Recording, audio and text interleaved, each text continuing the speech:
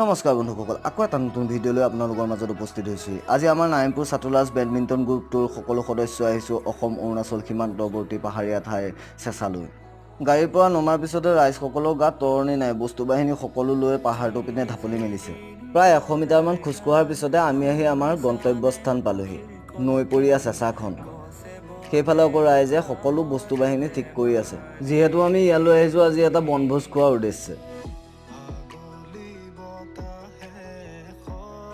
আজি আকৌ এই বনভোজ ভাগৰ আয়োজনৰ মূল কাৰণটো হৈছে এইজনৰ বোলে আজি উপজা দিন, গতিকে ৰাইজলৈ বুলি কিবা এমুঠি আগবঢ়াইছে। সেইফালে আকৌ ককাইদেউ তিনিজনক আজি কোনে পায়, পূৰা গা ধোৱাত ব্যস্ত। বাৰু ভিডিঅ'টো কেনেকুৱা পালে আপোনালোকে জনাব। আকৌ এটা নতুন ভিডিঅ'ত লগ পোৱাৰ আশাৰে আজিলৈ বাই বাই।